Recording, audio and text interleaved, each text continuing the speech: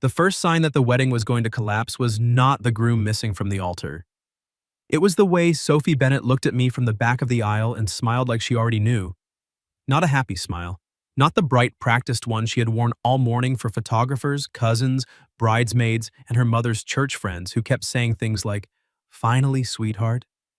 No, this was the tiny, crooked smile Sophie had given me in college when the vending machine stole her last dollar and she said, "Well, Evan, I guess dinner's canceled."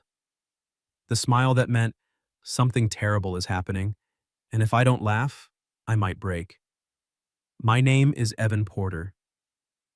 I was 33 years old that June afternoon, standing under a white wooden arch at a winery outside Asheville, wearing a charcoal suit that felt too tight across the shoulders and holding two rings that did not belong to me. I worked as a restoration carpenter, which meant I was better with old houses than with emotional disasters. Give me water damage, cracked plaster, a sagging porch beam, and I could tell you exactly where to put my hands. Give me my best friend, walking toward a man who might not deserve her, and I had spent 6 months pretending I didn't know where to look. Sophie was 32, a graphic designer with ink on her fingers more often than not, a laugh that made bartenders give her free fries, and a stubborn little dent between her eyebrows whenever she was trying not to cry. We had been best friends for 11 years. 11 years of bad coffee, late-night phone calls, flat tires, work celebrations, family funerals, birthday pancakes, and the kind of friendship people called basically marriage, while we both laughed too hard and changed the subject. I had told myself that was enough. A mature man respects boundaries.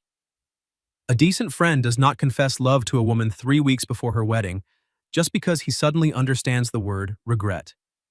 So I stood beside Trevor Hale, her fiancé, when he asked me to be a groomsman because Sophie insisted. I smiled in photos. I tied bow ties. I handed Trevor breath mints when he smelled like bourbon at noon. And 5 minutes before the ceremony, when Sophie found me in the hallway outside the bridal suite, she put one hand on my lapel and said, "Tell me I look okay?" She looked like every bad decision I had ever avoided. Her dress was simple, satin, no glitter, no enormous train. Her dark hair was pinned low, a few soft pieces loose around her face. There was a pearl at her throat that had belonged to her grandmother. She smelled like orange blossoms and nerves. "You look," I started. She lifted one eyebrow. "Careful. If you say nice, I'll throw this bouquet at your head." I swallowed. "You look like the reason someone invented vows." For half a second, the hallway changed. The noise from the guests faded. The bridesmaids laughing inside the suite disappeared. Sophie's fingers tightened lightly on my jacket, and her eyes searched mine like she had heard the sentence underneath the sentence. Then she looked away first. "Don't say things like that today," she whispered. "I know." "No, you don't." She smoothed my lapel, even though it was already smooth. "You say things like that and then you stand 3 feet back where nobody can reach you." That hit close enough that I pretended to check my cuff. Sophie gave a quiet laugh, but it trembled. "Sorry, bride nerves. I'm apparently doing emotional drive-bys now." "You've always done emotional drive-bys. And you've always survived them." "Barely." She smiled again, real this time, and touched my wrist. Just 2 fingers. Warm, familiar, dangerous. Then her mother called her name and the moment snapped. That was the last quiet second before everything went wrong. The ceremony began at 4 o'clock. The string quartet played something soft and expensive. Rows of white chairs faced the mountains. Guests turned in their seats with phones tucked discreetly in their laps, even though the invitation had said "Unplugged Ceremony" in gold letters. Trevor stood under the arch beside me, pale and sweating. At first, I thought it was normal. Men got nervous. I had repaired enough bathroom doors after bachelor parties to know groom panic was its own weather system. But then he checked his phone. Once, twice wouldn't ging. A third time, while the officiant cleared his throat. His brother Dylan stepped behind the arch and whispered, "Trevor." Trevor did not answer. The music shifted. The bridesmaids came down the aisle in sage green. Sophie's niece dropped petals in serious handfuls like she was salting a driveway. Then everyone stood. Sophie appeared on her father's arm, and for one reckless second, my whole body forgot whose wedding it was. She saw Trevor first, then me, and there it was again, that small, crooked smile. Halfway down the aisle, Trevor's phone buzzed so loudly I heard it over the quartet. He looked at the screen, his face emptied. I leaned toward him. "Put it away," he whispered. "I can't do this." I thought I misheard him.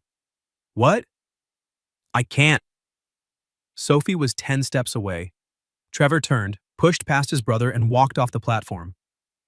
Not fast, not dramatic. That would almost have been better. He just walked away like he had remembered he'd left the stove on. A murmur moved through the guests.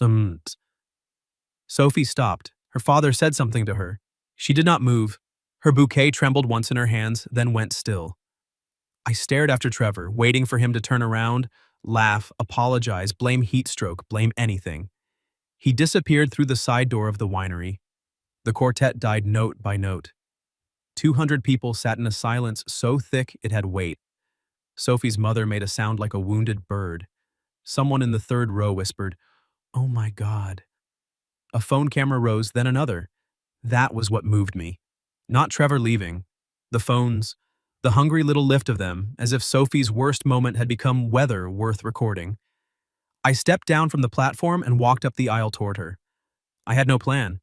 I had only the sudden, furious certainty that she should not be standing there alone while people decided what shape her humiliation should take. Sophie watched me come. Her eyes were shiny, but her chin was up. When I reached her, she gave a breathless little laugh. Did he really just exit stage left? Pretty much. Points for clean blocking. Sophie. I know, she blinked hard. If you say you're sorry, I might actually cry, so don't. I looked at her father. Mr. Bennett, may I? He hesitated, then released her arm.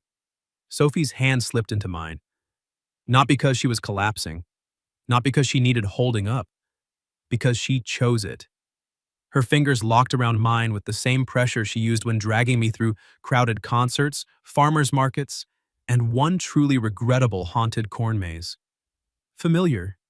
Certain. The officiant leaned toward us, lost. Should we pause? Sophie looked out at the crowd. Her face flushed deep pink. Her grip tightened. I heard Trevor's mother whisper, "This is so embarrassing." Something in Sophie's eyes cracked, and something in me finally stopped behaving. I turned toward the room. "He left," I said, my voice carrying more than I expected. "That's on him, not her." The murmuring quieted. I could feel Sophie staring at me. I faced her then, and the words came out before fear could edit them. "If he won't marry you," I said, "then I will." A gasp moved through the chairs. Sophie's mouth parted. Her father whispered, "Evan?" The officiant blinked rapidly. "Legally speaking, we can't simply—" "I know," I said, not taking my eyes off Sophie. "I'm not asking for paperwork. I'm asking for one honest minute." Her bouquet lowered. Her hand was still in mine. For 11 years, I had known the exact shape of Sophie's silence. Annoyed silence, tired silence, hungry silence. The silence before she made a joke so sharp it should have required a permit. This was different. This silence had a door in it. Sophie looked down at our joined hands, then back at my face. In front of her family, her friends, his family, and every person who had just watched her be abandoned, she whispered, "Evan, are you saving me?" My throat tightened. "No," I said. "I'm choosing you."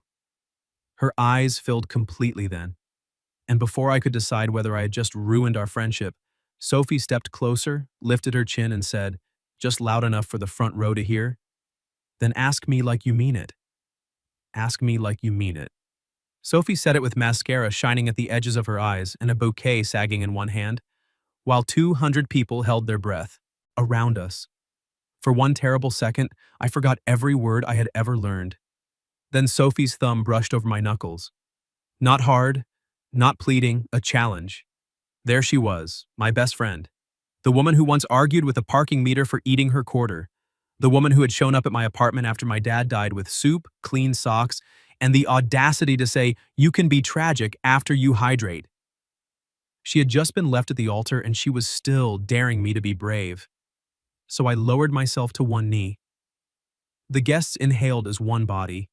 Sophie's lips parted, and for the first time all day, the look on her face had nothing to do with Trevor Hale. It was just us.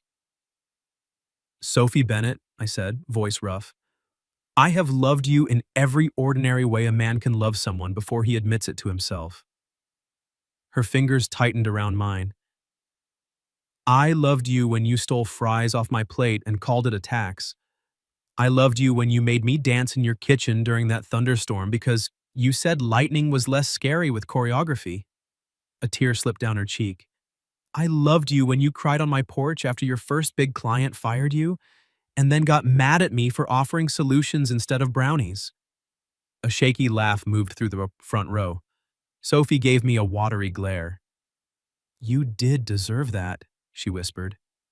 "I did." I smiled up at her. "I loved you when you met Trevor because you were happy and I thought loving you meant stepping back." Her face changed at his name, but only for a heartbeat. Then she focused on me. "So here's me not stepping back anymore." I drew a breath. I don't know what happens after today. I don't know if this is insane or overdue or both, but if you want one honest minute, I'll give you every honest minute I have left. The officiant made a soft sound behind me that might have been a sob. I should have stopped there. A wise man would have stopped there. But Sophie had asked me to mean it. So I said, "Marry me someday if you want. Don't marry me if you don't. But let me love you out loud from this moment on." The world went silent again. Sophie looked down at me for what felt like an entire lifetime. Then she dropped her bouquet. It hit the aisle with a soft thud. She put both hands on my face. "Evan Porter," she said, her voice trembling, "you absolute idiot." Someone choked. I laughed once, helplessly. That's not traditionally a yes. No, because traditionally people say these things before I buy $12,000 worth of peonies. "I'll reimburse the peonies." "You cannot afford the peonies." "Probably not." Her thumbs moved along my cheekbones and her eyes softened in a way I had dreamed about and punished myself for dreaming. "I loved you too," she whispered. My heart stopped. Not always neatly, not always bravely, but I did. And I told myself friendship was safer because you were the one person I couldn't survive losing. I rose slowly because my knees no longer worked. We stood close enough that the pearl at her throat brushed my tie. "Sophie," I said, "if you make me cry in front of my Aunt Judith, I'll haunt you." "You're already crying." "Then kiss me before she takes a picture." I didn't move at first. I needed to know this wasn't shock. Grief. A beautiful, catastrophic reaction to humiliation. Sophie understood. Of course she did. She slid one hand around the back of my neck and stepped into me, closing the last inch herself. "Evan," she said softly, "I'm choosing you too." That was all I needed. I kissed her in the aisle where another man had abandoned her. Not a performance, not a rescue, not some grand declaration for the people watching. It started soft, almost careful. Her lips were warm and shaking. My hand found her waist, satin smooth under my palm, and she made a tiny sound that broke something loose in my chest. Then she kissed me back. Really kissed me. Like she had been waiting in the same impossible room I had, both of us leaning against opposite walls, pretending we didn't know where the door was. Applause began somewhere behind us. Then more. Then the entire vineyard seemed to erupt. Sophie pulled back, laughing through tears, forehead pressed to mine. "Well," she whispered, "that escalated." "I'm sorry. Don't you dare apologize. I just proposed at your wedding. You also improved it." I laughed, and she did too, and that sound, Sophie laughing against my mouth in a wedding dress meant for someone else, became the first true thing of the day. The officiant cleared his throat. "Would anyone like me to say something?" Sophie looked at me, eyebrows lifted. I shook my head quickly. "No illegal ceremonies." "Coward." "Responsible adult." "Debatable." Her father stepped toward us, eyes wet. Soph? She turned, and I felt her brace, but Mr. Bennet only opened his arms. She folded into him, and for a moment I let go of her hand. Only a moment, because as soon as she stepped back, she reached for me again. Her mother was crying too hard to speak, which might have been mercy. Trevor's parents had vanished. Half the guests looked delighted, half scandalized, and Aunt Judith was absolutely taking pictures. Sophie leaned close to my ear.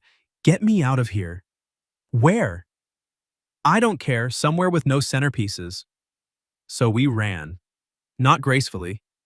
She had a train. I had dress shoes with no traction. Her niece cheered like we were escaping a bank robbery. We slipped through the side vineyard path behind the reception tent, past barrels, fairy lights, and rows of grapes, turning gold in the sun. Only when we reached the old stone tasting room did Sophie stop. The music had restarted faintly behind us, someone making a heroic attempt to salvage cocktail hour. Sophie bent over, laughing and breathing hard. I lost a shoe. I looked down. You did. I'm a runaway bride with one shoe. Very symbolic. You want me to find it? No. She straightened, cheeks flushed. I want 5 minutes where nobody is staring at me. I opened the tasting room door. Inside it was cool and dim, smelling of oak and citrus cleaner. Long wooden tables lined the walls. Sunlight fell through high windows in pale rectangles. Sophie walked to the nearest table and sat on the edge, dress spilling around her like moonlight. For the first time since the aisle, her smile faded. I stood a few feet away. Are you okay? No. She looked at me. But I'm more okay than I should be. I don't want to be the reason you skip over what happened. You're not. She rubbed at a tear with the heel of her hand. Trevor leaving hurt. It embarrassed me. It made me feel stupid. You're not stupid. I know. She gave me a small, fierce look. That's the thing. Deep down, I think I knew. I think I was walking toward a life I could explain instead of one I wanted. My chest ached. And then you were there, she said, saying the one thing I had been too scared to imagine. I stepped closer. I meant it. I know. Her voice softened. That's what scares me. I stopped between her knees, not touching her until she reached for my tie and tugged me in. So, she said, trying for teasing and only half succeeding, if we're going to be scandalous, we need rules. Rules? 1, no pretending this didn't happen tomorrow. Agreed. 2, no noble speeches about giving me space and disappearing for 6 weeks. I winced. She narrowed her eyes. You were already planning one. Maybe a small one. Forbidden. Yes, ma'am. Her mouth curved. 3, you're taking me on a real date. Tonight? She looked down at her wedding dress, then back at me. Too soon? No. I stepped closer until her knees framed my hips. I've been waiting 11 years. Tonight is fine. Her smile trembled. Then she pulled me down and kissed me again. Slow this time, private, with one barefoot brushing my ankle and her hands in my hair. When she broke away breathless, she whispered, For the record, I was hoping you'd say something before I got to the altar. I rested my forehead against hers. For the record, I said, so was I. We did not make it to the reception. Sophie's mother found us in the tasting room 20 minutes later, took one look at Sophie sitting on a table with my tie loosened in her hand and said, Well, at least someone is kissing the bride. Sophie made a strangled sound. Mom! Mrs. Bennet dabbed under her eyes with a napkin. What? I've had 3 glasses of champagne, and your Aunt Judith is telling everyone she predicted this in 2018. She did not. She says there was tension over potato salad. Coughed. Sophie pointed at me. Do not validate her. Mrs. Bennet's expression softened. Sweetheart, the guests are eating. Your father is handling the Hales. Trevor is gone. There it was. The name like a cold spoon against warm skin. Sophie's hand slipped from my tie to my palm. Did he say anything? She asked. Her mother hesitated. Only that he was sorry. Sophie looked down. Efficient. I squeezed her fingers once. Mrs. Bennet noticed. Of course she did. Mothers notice everything, especially the things you think you're hiding.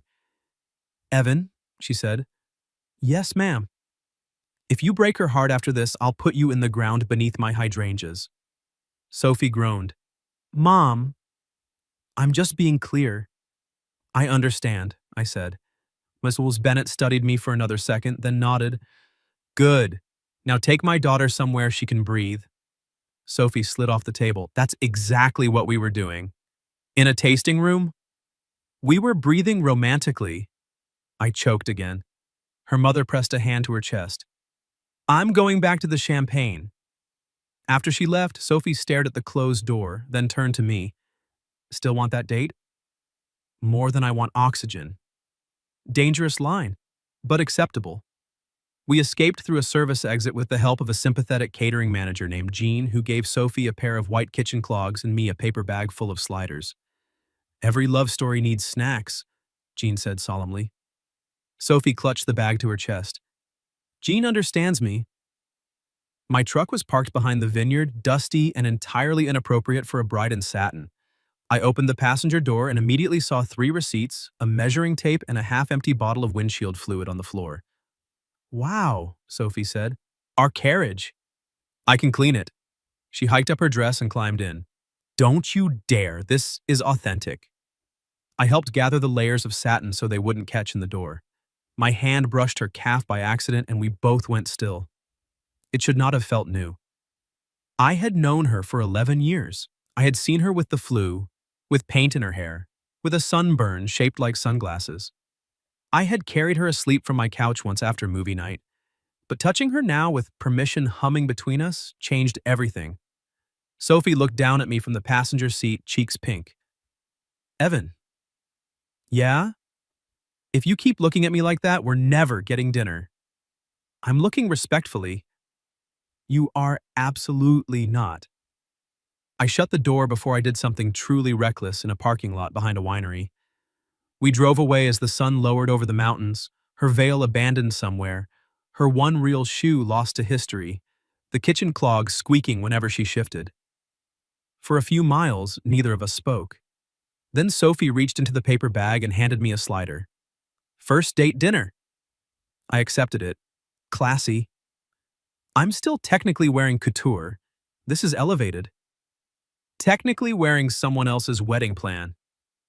She looked at me sideways. I winced. Too soon? No. She took a small bite of her slider. True. We ended up at a scenic overlook above the Blue Ridge because every restaurant within 30 miles would have required explanations, and Sophie had reached her explanation limit. I spread an old moving blanket over the truck bed. She sat beside me, dress pooled everywhere, clogs kicked off, bare toes painted pale pink. We ate sliders and watched the sky turn peach. This is a terrible first date, I said. Sophie leaned against my shoulder. It's the best first date I've ever had. That's concerning. My last first date involved Trevor explaining cryptocurrency for 40 minutes. I withdraw my concern. She laughed softly, then quieted. I waited. That was one thing I had learned with Sophie. She would joke until she found the safe edge of pain, then circle it twice, then finally step in.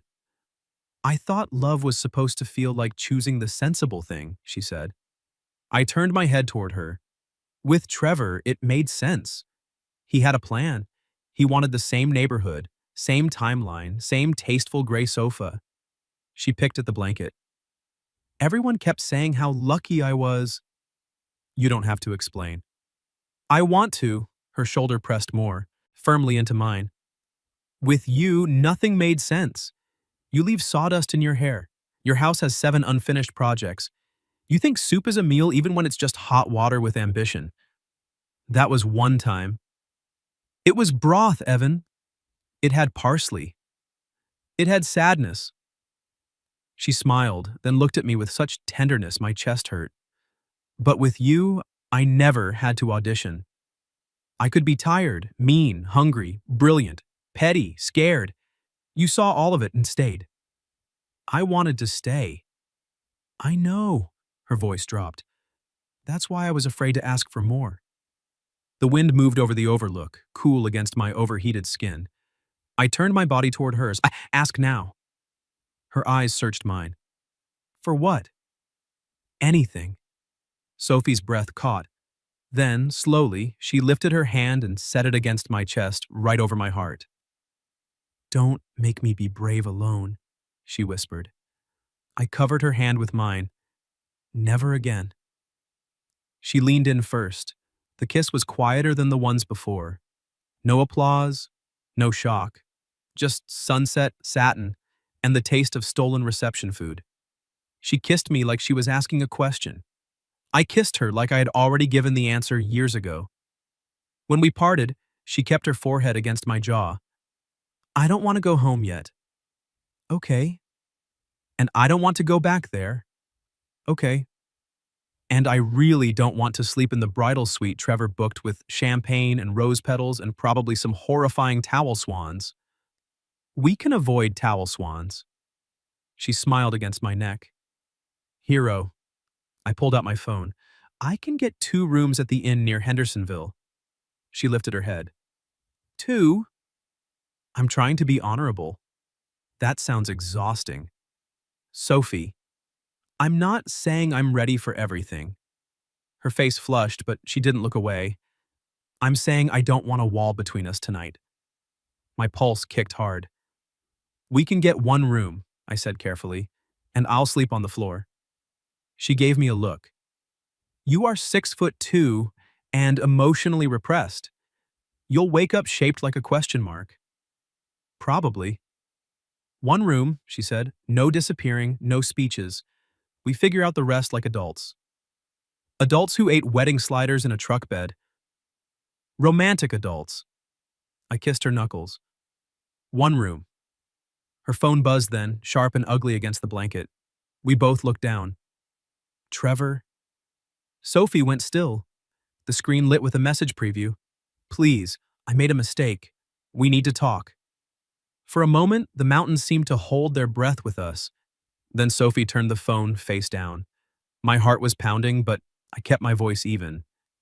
You don't have to answer. I know. Her eyes met mine, clear and shaken, but not confused. I'll deal with him, she said. But not from the middle of our first date. Our one small word, one entire future cracking open. She picked up the last slider, tore it in half, and handed me the bigger piece. Now, she said, leaning back against my side, tell me about this inn and whether they have desserts. I wrapped an arm around her, and this time she settled into me without hesitation. They have pie. Sophie sighed. Evan Porter, you may yet make a decent boyfriend. Boyfriend? I smiled into her hair. I'll try to live up to the title. The inn had yellow porch lights, a hand-painted sign, and a front desk clerk who looked at Sophie's wedding dress, my loosened tie, and our single overnight bag from the back of my truck. Then she said, Rough reception? Sophie smiled sweetly. You could say the groom underperformed. The clerk's pen froze. I put my credit card on the counter. 1 room, please. Sophie leaned into my side, preferably with no towel swans. The clerk recovered like a professional. We have pie downstairs until 10. Sophie touched my arm. Marry him. The clerk pointed at me. Him? No, the pie. I was still laughing when we got the key. The room was small and old-fashioned, with floral wallpaper, a brass bed, and a clawfoot tub visible through the half-open bathroom door. A plate with 2 slices of apple pie waited on the dresser like someone had known we were coming. Sophie stepped inside and stopped. For the first time all evening, there was no audience, no aisle, no mother, no ex-fiancé buzzing in her phone. Just us. The quiet landed gently, but it landed. I shut the door. You okay? She turned toward me. Her face was tired beneath the leftover makeup, but her eyes were bright. I'm in a wedding dress, in a bed and breakfast, with my best friend, who proposed to me in front of my entire family after my fiancé ran away. Right. So no, her mouth curved. But also, maybe yes. I'll take maybe yes. She looked down at herself. I need out of this dress. My brain lost power. Sophie watched my face and laughed softly. Breathe, Porter. I meant there are buttons. Approximately 9,000 of them. Buttons, sure, I'm excellent with buttons. You just walked into the dresser. I did that intentionally. She turned her back to me, sweeping her hair over one shoulder. The dress dipped low between her shoulder blades. The first pearl button sat at the nape of her neck. My hands were steady with chisels, saws, antique hinges. They were not steady now. Tell me if you want me to stop, I said. Sophie's voice softened. I won't. I undid the first button, then the next. The room seemed to shrink around the sound of our breathing. My fingers brushed the warm skin of her back and she shivered. Cold? I asked. No. The word was barely there. Every button felt like a promise I had no right to rush. When I reached the middle of her back, Sophie looked over her shoulder. You're being very careful. I'm trying not to be a terrible person. You're not. She turned slowly, holding the front of the dress to her chest. You're the man who remembered I hate being stared at when I cry. That's a low bar. No. She stepped closer. It isn't. Her free hand rose to my jaw. I didn't kiss her. Not yet. I let her decide the distance. She closed it. This kiss was different in the quiet room. Slower. Deeper. Her thumb moved along my throat and my hand settled at her waist over satin that had loosened under my fingers. When she drew back, her eyes were wet again. I don't want Trevor to be the last man who touched this dress, she whispered. My chest tightened, so I kissed her forehead. Then let this be the last moment the dress matters. A shaky laugh escaped her. That was annoyingly beautiful. I can ruin it with a soup joke. Don't you dare. I stepped into the bathroom and came back with the inn's white robe, holding it out without looking until she laughed. You can look, Evan. I'm being respectful. You are being Victorian. I contain multitudes. She took the robe. A minute later, satin pooled on the floor, and Sophie stood barefoot in white cotton, her hair coming loose around her shoulders. She looked more like herself than she had all day, and somehow more beautiful. Your turn, she said. My turn? The tie, it's tragic. She reached for me, undoing the knot with far more confidence than I had managed with her buttons. Her fingers brushed my collar, then slid the tie free. There, she murmured. Less groomsman, more Evan. Is that an improvement? The only one I wanted. We ate pie on the bed with our legs crossed, the television off, the world held outside by thin curtains. Sophie stole the bigger bite from my fork. That was mine, I said. Boyfriend tax. I've been promoted quickly. Probationary boyfriend. What are the job requirements? She pretended to think. Pie sharing, no emotional disappearing, occasional heavy lifting, kissing competency. How am I doing? Her smile turned soft. Exceeding expectations. Then her phone buzzed again on the nightstand. The spell dimmed, but did not break. Sophie stared at it. Trevor's name glowed on the screen. I should answer once, she said. My instinct was to say no, to stand between her and whatever he wanted, but she didn't need a guard dog. She needed a man who trusted her strength. So I nodded. I'm here. She picked up. Trevor. I could hear only the thin murmur of his voice. Sophie's shoulders stiffened. No, you don't get to call it panic like that makes it tidy. More murmuring. You humiliated me, she said, voice shaking, but clear. But you also freed me from making the safer mistake. I looked down at my hands. She was silent for a moment. Then she said, No, I'm not alone. My breath stopped. Her eyes found mine. I'm with Evan, she said. And before you decide what that means, understand something. He didn't steal me, he saw me. There's a difference. Trevor's voice rose enough that I heard the anger, if not the words. Sophie flinched. I stood. She lifted one hand, not pushing me away, just asking me to wait, choosing to finish it herself. I'll arrange to return your things next week, she said.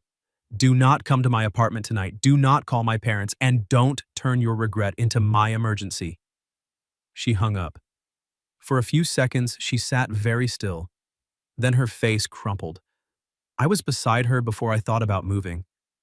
She reached for me at the same time, arms wrapping around my waist, cheek pressed to my shirt.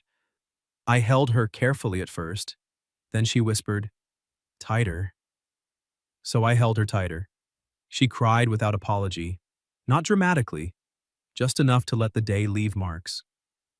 "I hate that it still hurts," she said. "I know. I hate that part of me wants an explanation." "That doesn't mean you want him." "I don't." She lifted her face. "I need you to know that." "I do." "No, Evan." She gripped my shirt. "I chose you in the aisle because I wanted you, not because he left a vacancy." The words sank into me, deep and permanent.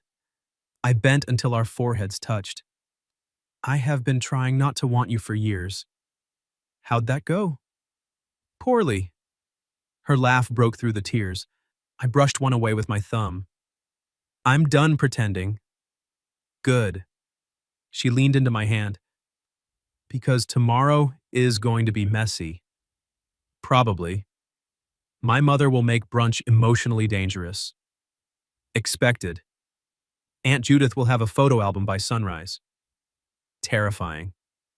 "And everyone will ask what we are." I swallowed. "What do you want to say?" Sophie looked at me for a long, quiet moment. Then she climbed into my lap. My hands went to her hips automatically, and she settled there like she had belonged there all along. "I want to say," she whispered, "that we're beginning." I kissed her then, not to erase the hurt, but to meet her inside it. She kissed me back with both hands in my hair, warm and certain and alive. Later we lay under the quilt fully clothed, her robe sleeve twisted around my wrist, her head on my chest. "Evan?" she murmured. "Yeah?" "If you sleep on the floor, I'll dump pie filling in your shoes." "I'm in the bed." "Good." After a while, her breathing evened out. I stayed awake, staring at the ceiling, one hand resting over hers. At 2 in the morning, my phone lit up. A message from an unknown number. "You think you won. She'll come back when she remembers what you are." I read it once. Then I turned the phone face down and pulled Sophie closer. Whatever tomorrow brought, I would not let fear be the loudest thing in the room. Not anymore. In the morning, Sophie woke with her cheek on my chest and one knee hooked over my leg like she had been sleeping beside me for years. For several minutes, I did not move. Sunlight slipped through the curtains. Her hair was tangled across my shirt. The inn was quiet except for birds outside and the old pipes clicking in the walls. Then her eyes opened. She blinked at me. I braced for regret. Sophie smiled sleepily and said, "You snore like a tired lawnmower." Relief hit me so hard I laughed. "I do not." "You do, but quietly, like a polite appliance." "I'll work on it." "Good. Probationary boyfriend status requires improvement." She stretched, then seemed to remember everything at once. The dress, the aisle, Trevor, me. Her smile faded, but she did not pull away. "Morning after," she whispered. "Yeah." "Still here?" I touched her hair, gentle. "Still here." Her eyes searched mine. "Still choosing me?" I hated that she had to ask. I loved that she trusted me enough to. "Still choosing you," I said. "Not because of yesterday, not because of him, because of every Tuesday night grocery run, every emergency pancake breakfast, every time you fell asleep during a movie and denied it." I rest my eyes. "You snore like a hostile tea kettle," she gasped. "Slander." I kissed her before she could argue more. It was a morning kiss, soft and slow, with pie sugar still faint on her lips and sunlight warming her shoulder through the robe. When she pulled back, she looked steadier. Then my phone buzzed on the nightstand. The unknown message was still there. Sophie saw my face change. "What?" I hesitated. Her eyebrows lifted. "Rule 2, no noble disappearing. Also, no hiding weird phone faces." I handed it to her. She read the message once. Her mouth tightened. "You think you won." She'll come back when she remembers what you are. She sat up slowly. Trevor? Probably. Did you answer? No. Good. She gave me back the phone. He doesn't get the first word today. What do you want to do? She looked surprised by the question, then pleased in a sad way. I want breakfast. I want coffee. I want my mother not to cry into eggs. And then I want to block his number. That sounds like a plan. And I want you next to me when everyone asks. I took her hand. Done. At brunch, Mrs. Bennet did cry into eggs. Aunt Judith had indeed printed photos. Mr. Bennet hugged me so hard my spine made a sound. The Hales did not come. Sophie wore jeans her sister brought from her apartment, my flannel over a camisole, and the pearl necklace from the wedding. She looked like someone who had walked through fire and come out annoyed at the smoke damage.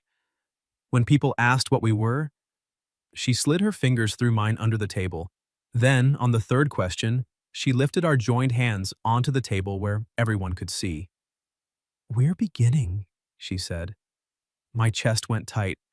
Her mother cried harder. Aunt Judith whispered, Called it. The weeks after were not a fairy tale. They were better and harder than that. Sophie canceled vendors, returned gifts, cried in the produce aisle once because she saw the brand of sparkling water Trevor liked, and laughed 10 minutes later because I tried to comfort her by offering an eggplant. That is not a healing vegetable, she told me. I panicked. You often do, but charmingly. Trevor sent 2 more messages before she blocked him. 1 apology, 1 accusation. Neither changed anything. What did change things was the ordinary stuff. I learned Sophie hated being asked, Are you okay? Too often, but liked having tea placed silently near her elbow. She learned I cleaned when anxious, and began deliberately leaving 1 mug in the sink just to see if my eye twitched. We dated like people making up for lost time. Pizza on my porch. A terrible museum exhibit where she spent 20 minutes roasting a painting of a horse. Slow dances in her kitchen without thunder.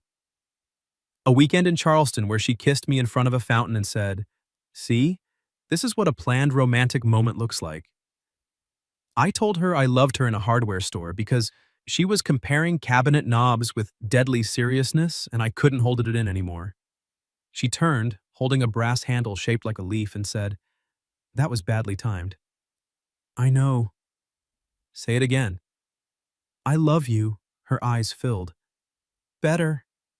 Then she kissed me between plumbing fixtures and outdoor lighting while an employee pretended not to watch. By winter, she had a drawer at my house. By spring, my house had fewer unfinished projects because Sophie made a spreadsheet titled Evan's Structural Emotional Avoidance. It's about the porch, I said. It is never just about the porch. She was right. A year after that day at the winery, we went back. Not to relive it, not to prove anything to Trevor, who had moved away by then and become someone we rarely mentioned. We went because Sophie said the mountains were beautiful and she refused to let one coward own the view. This time there were no guests, no quartet, no phones rising in the air, just us beneath the same white arch, now half covered in summer vines. Sophie wore a blue dress and sandals. I wore the charcoal suit again, properly tailored this time, because she had threatened to attack it with fabric scissors. The officiant was the same woman from the first ceremony. When she saw us, she smiled and said, Legally speaking, we can do it this time. Sophie laughed so hard she had to wipe her eyes. Her father walked her down the aisle again, but this time her face held no crooked, breaking smile. This time, when she reached me, she grinned. Hi, she whispered. Hi. Still choosing me? I took both her hands. Every honest minute. Her lips trembled. Good, she said. Because I bought fewer peonies this time and I'd hate to waste them. We said vows we had written ourselves. Hers included the phrase, broth with parsley is not soup. Mine included a solemn promise never to confuse silence with peace again. When the officiant pronounced us married, Sophie didn't wait. She grabbed my lapels and kissed me like she had been waiting 11 years and 1 impossible year more. Behind us, our families cheered. Aunt Judith definitely took pictures. Mrs. Bennet sobbed into a handkerchief. Mr. Bennet yelled, About time! And denied it later. That night, after the reception, after the dancing, after Sophie smeared cake frosting on my chin and then kissed it off before I could complain, we slipped away to the vineyard path. The sun had set. The fairy lights glowed over the rows of grapes. Sophie kicked off her sandals and took my hand. "Remember when you said, 'Then I'll marry her?'" she asked. I remember almost passing out afterward. I didn't know a person could be humiliated and hopeful at the same time. She leaned into me. "You gave me a door when I thought the room had collapsed. You opened it." She smiled. "We did." Then my wife stood on her toes and kissed me under the lights, her fingers laced with mine, her laugh warm against my mouth. And this time, when we walked away from that altar, nobody was running. We were going home. What would you have done if your best friend was left at the altar and you were the one secretly in love with her? Have you ever experienced anything even close to that, losing one future and finding another in the same moment? Tell me your story in the comments. If you liked this one, leave a like, subscribe, and I'll see you in the next video.